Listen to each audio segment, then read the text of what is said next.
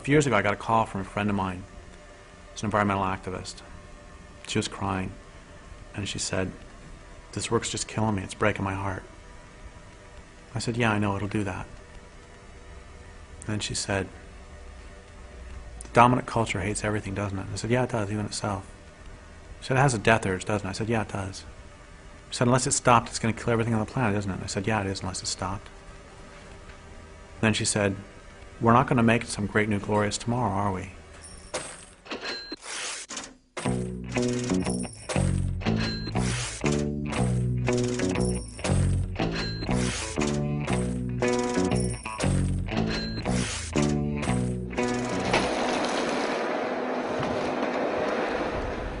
98% of the old-growth forests are gone.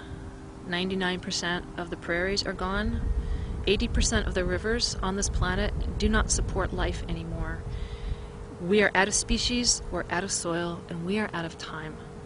And what we are being told by most of the environmental movement is that the way to stop all of this is through personal consumer choices. By simply purchasing our product, the consumer can make a small, easy step to a greener earth. So by taking that one roll and buying that one roll, you can help save millions of trees. I think we can really look at the history of the environmental movement to tell us a lot about why it hasn't been working. There was a lot of pretty radical and militant environmentalism happening, especially in the 70s and 80s. In a lot of ways that was kind of a heyday for environmentalism. You know, Greenpeace was founded. It started to become very mainstream in some quarters to be an environmentalist. And then there was also a shift around that time when corporations realized that they could sell a lot of things by calling them green. Greenwashing is an attempt by corporations to put labels on their activity that are popular and that appeal to people's sensibility about and concern for the environment and for ecology. For the vast majority of people within society today, that there's a total sense of denial and disconnect between what they think is good and right and then their actions as a society or as a civilization, especially as it relates to the natural world.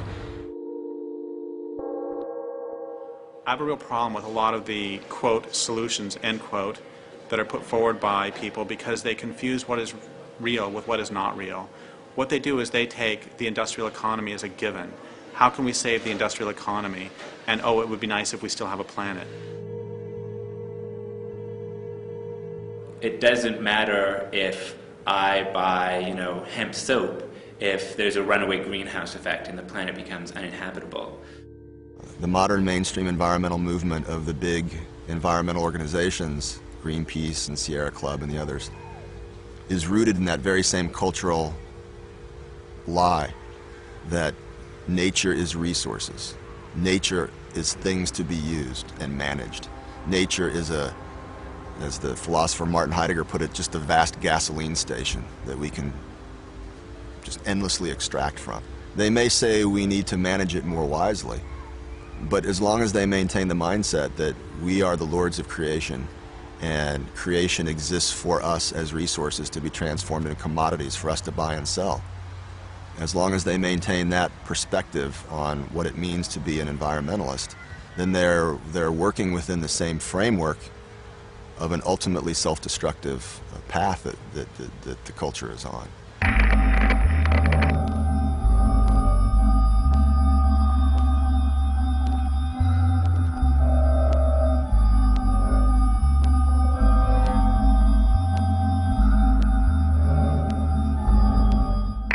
The marketplace is also going to be very important.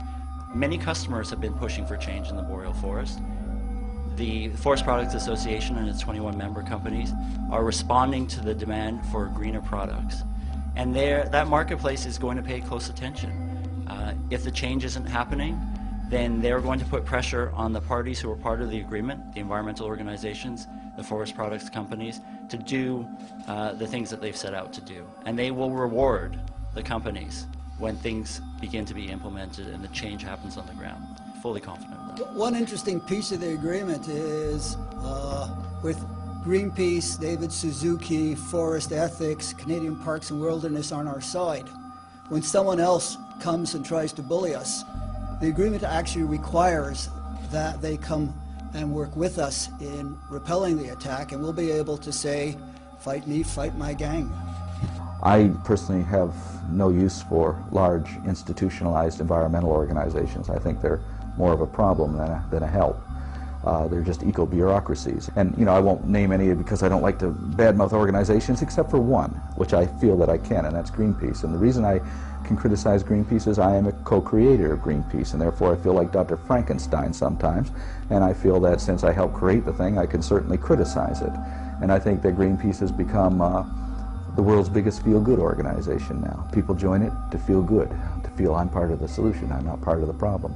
Greenpeace brings in close to $300 million a year. And what do they do with that money? Generate more money.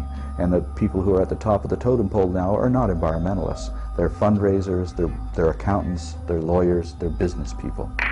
People are voting with their dollars at the checkout stands. It's because they know the polling shows that the public cares. And, you know, ultimately they're going to care about their profit margin and whether they can sell products. What's happened in British Columbia with the environmental movement, you know, it's been stalemated. You know, the big leaders, they're compromised. You know, they went in bed, and it snuffed out that movement.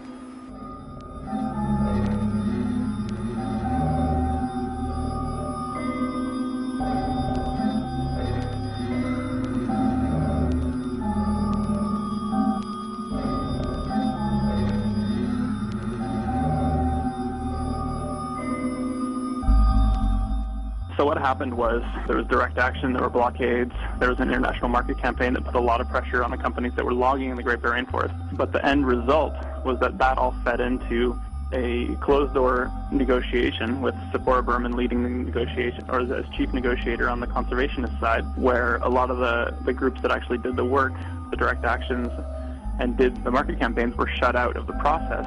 Public oversight was removed, and the protocol agreements that were signed with First Nations and with conservation groups were basically shunted aside. And so the protocol agreements gave the negotiators a mandate to negotiate for 40 to 60% conservation, but what happened was they agreed to 20%.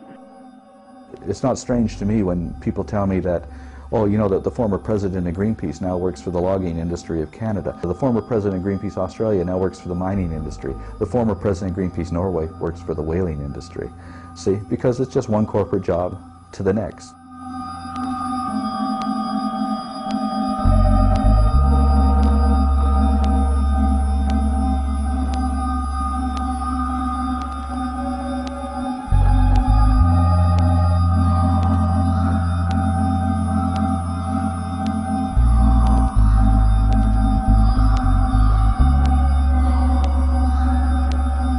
The only measure by which we'll be judged by those who come after is the health of the land and the health of the water, the health of the earth. They're not going to give a shit as to whether we recycle. They're not going to give a shit as to whether we wrote our legislators. They're not going to give a shit as to how hard we tried. What they're going to care about is whether they can breathe the air and drink the water, whether the land will support them. And they're not going to care how hard we try. They're not going to care about any of that. What they're going to care about is, do we live on a living planet?